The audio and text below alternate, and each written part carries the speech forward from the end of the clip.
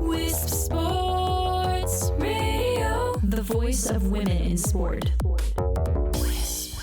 Thank you for downloading Tucker Center Talks. This is Season 1, Episode 3.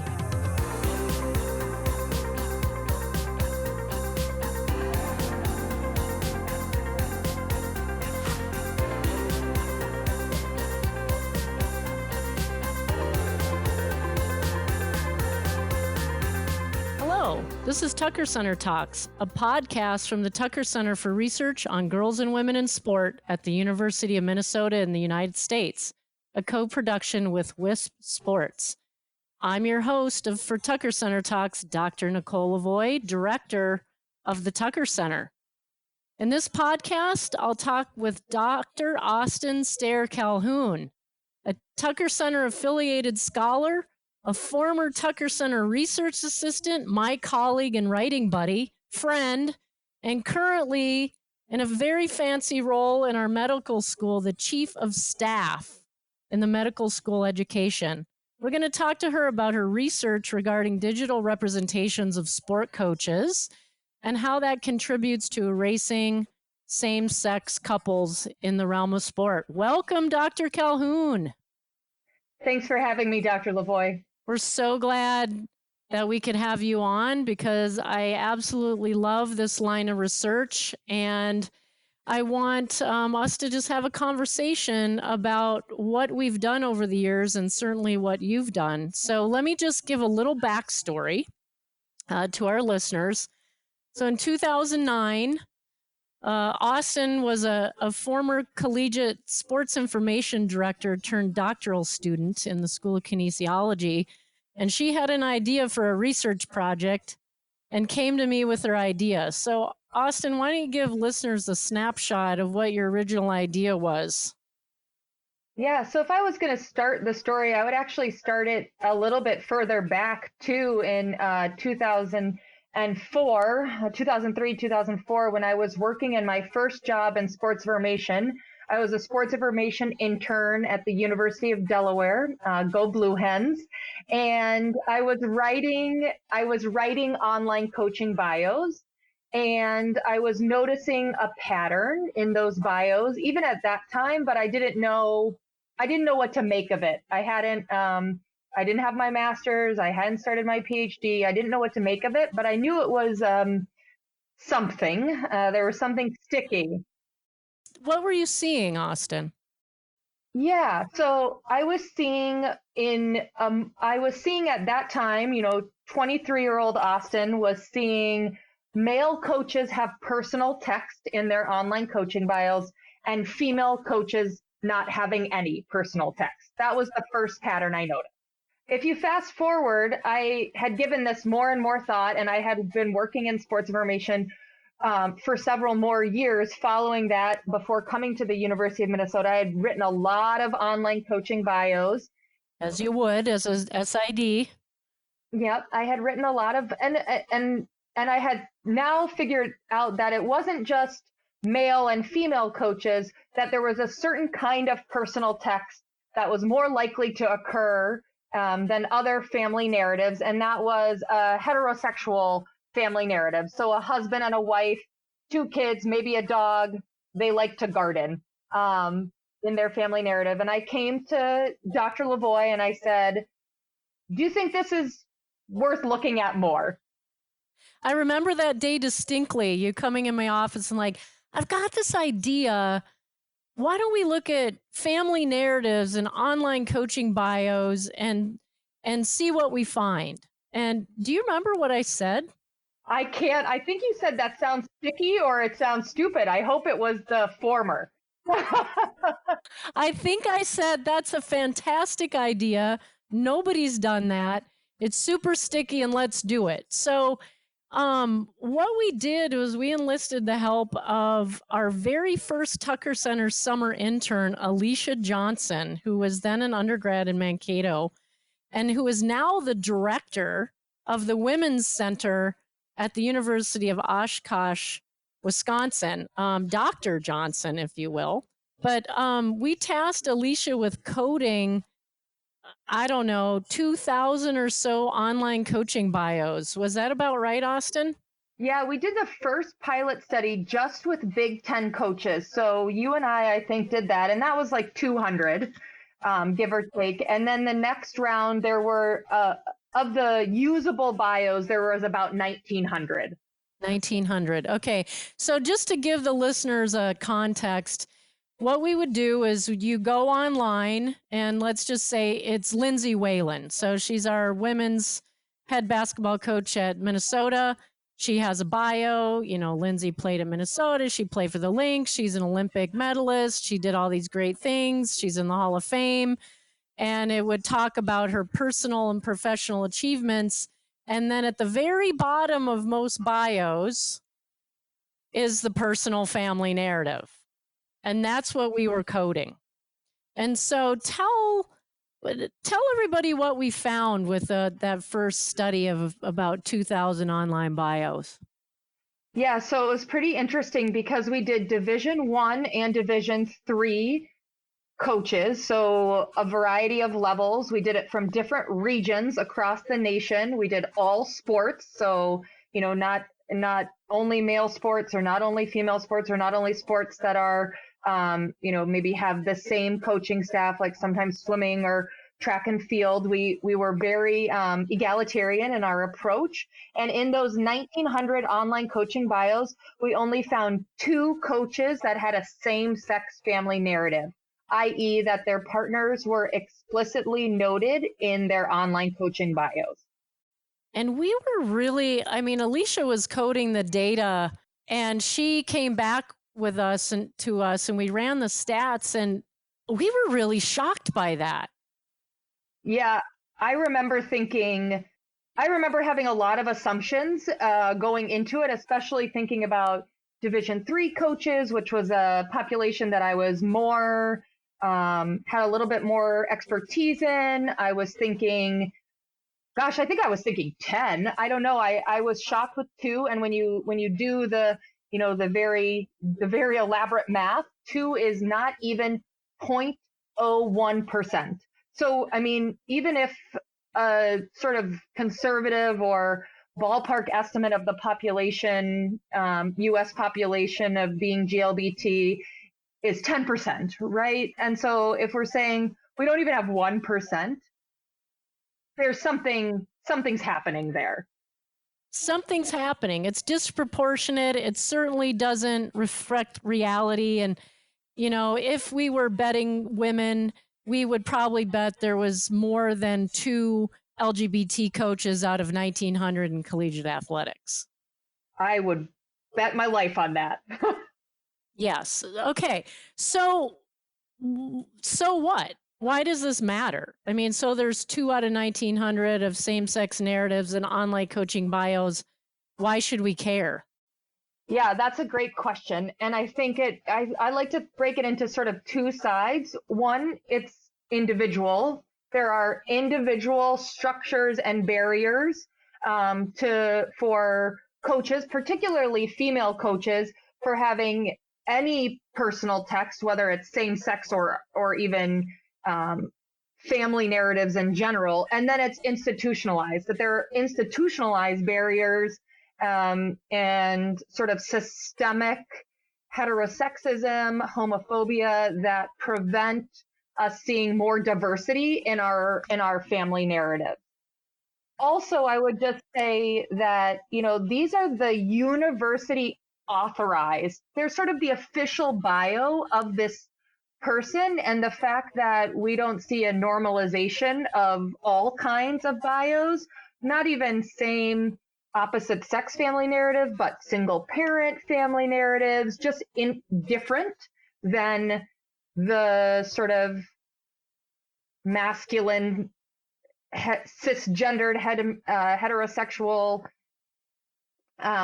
center is problematic. Yeah. Well, one of the pushbacks we got from doing this, a lot of people are saying this is great and this is really cutting edge and it was groundbreaking at the time. But a lot of people were criticizing us and saying, well, what's the end game then? Do you want to just out all the gay coaches? And isn't that also problematic? And I think our response to that was, well, no, that's not our end game. What we're trying to argue for is that for those LGBT coaches that want to be out, and it's safe for them to do so without being fired or experiencing negative recruiting, that they should have the space to do so. Would you say that's about right?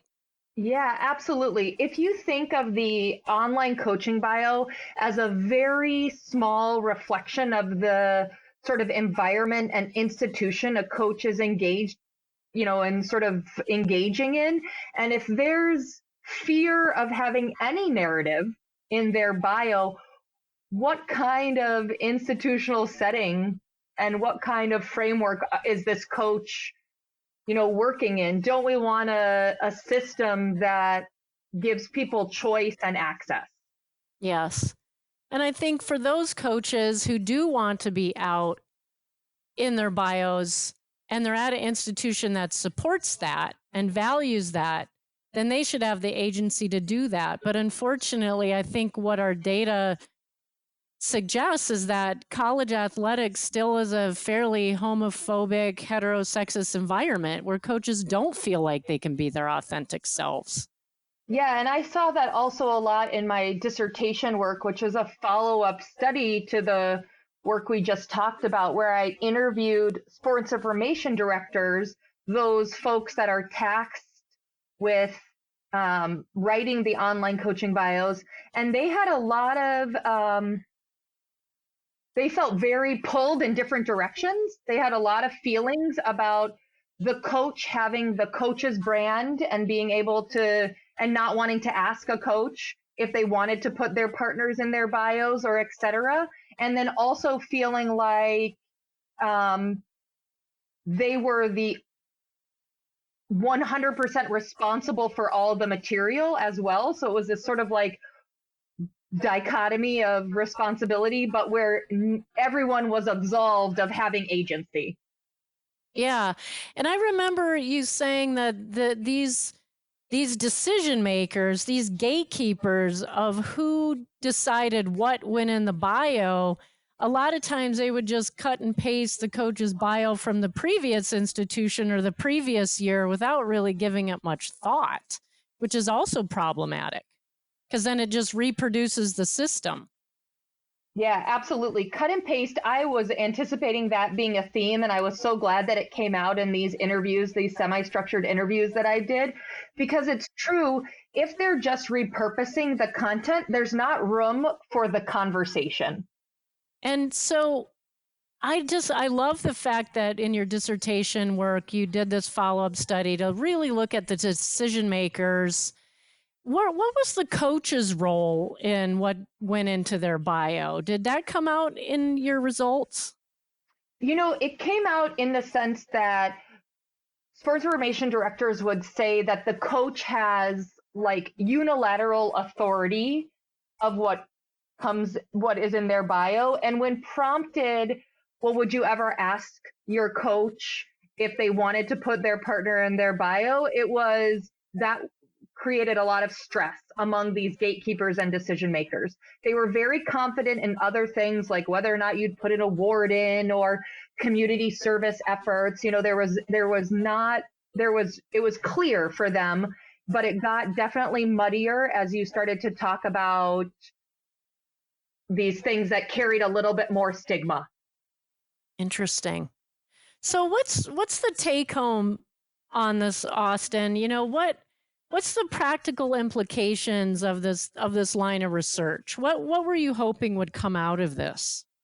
Well, I think I would definitely not. I don't want to go down the road of people thinking that we're outing coaches, because that was never the intent.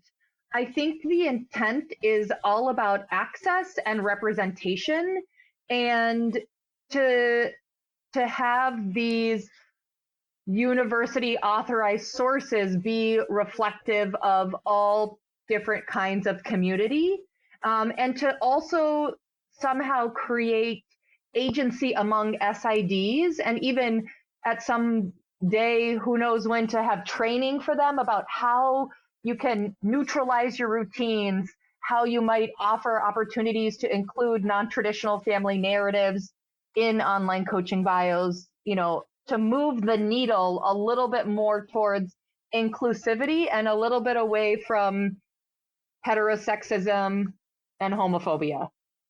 Well, to that end, 10 to 12 years later, what we did last year with the Women in College Coaching Report Card, with all Division I head coaches of women's teams, which is about 3,600 head coaches in Division I, we collected those family narratives. So what, Austin, would you guess? Now, this is 10 years later. There's been federal legislation legalizing gay marriage. The sociocultural milieu, you could argue, has changed. How many out of 3,600 coaches do you think we found had same-sex bios? I'm really sad to guess low, but I'm going to guess a handful. 5? Oh, well, it was more than 5. Okay, well then I feel much more optimistic than. It was actually, how many was it? Triple that. It was 18. Oh my gosh. Yeah. That's a lot more than I expected. I agree, but it was also less than I expected given all the cultural changes. And what's really interesting about these new results, and we'll be writing this up in a forthcoming special issue in the Journal of Homosexuality that they're doing on sport, is that all 18 of the same-sex family narratives, all of them were women. Oh, interesting. What do you make of that? Well, I think it presents an interesting, that there's another layered double standard for gay male coaches. Yes. And that's a whole nother, that it's almost, you can't compare, they're not apples to compare, that there's different types of institutionalized barriers. I mean, it's homophobia, but homophobia as an apple and homophobia as an orange, to different populations. It's toxic masculinity. It's all sorts of things, I'm sure. Yeah. Well, I'll look forward to teasing that out with you a little bit more. But, when I saw those new results, I was quite shocked. And it was across a variety of sports, too. They weren't all clustered in basketball or softball. It was across some individual and team sports. And I'm excited to kind of think through this a little bit more. Is there anything else you think that our listeners would want to know about this line of research about online coaching bios and what that means for the climate of collegiate athletics for LGBT people? Yeah, I think so. I'm reminded of something that our mentor, Mary Jo Kane, once said to me about Dr. Kane. Dr. Kane always coming back with, she said, the best qualifications that a woman coach can have is to be divorced with no children, because that means that she's straight, but she's not tied down. And I think that is not the kind of sustainable, longitudinal, healthy workplace or career environment that we want for our coaches in general, but also these great pipelines of female coaches that the Tucker Center and other groups are helping build. And if you have to closet yourself, if you have to limit yourself, if you have to make choices about your family that deny any part of yourself, whether it's having kids or being married or anything in between, then that's not the kind of place. Being your authentic self. Yeah, that's not the kind of place we want in college sports and youth sports and professional sports of any level. And I think that now is the time. Or anywhere. Yeah, anywhere. I mean, you wouldn't want it. I think that there's a lot of ramifications to extend this line of research into other areas, into administration, at universities into more professional sports, especially as more and more professional athletes are openly gay. I think there's a lot of interesting directions we can go. Yeah, I agree. And I am so glad that I could steal you away from your duties in the medical school to come on Tucker Center Talks and share this great research that we've done together in the Tucker Center. Well, I'm delighted to be invited, and it's always a privilege. I'm Megan Kahn, host of the We Coach podcast. Every 2 weeks, I chat with female coaches, administrators, or industry experts from a variety of sports across the country. Be sure to tune in every other Thursday on your favorite podcast player for inspiring conversations. I'll see you there. So thank you for downloading and listening to Tucker Center Talks.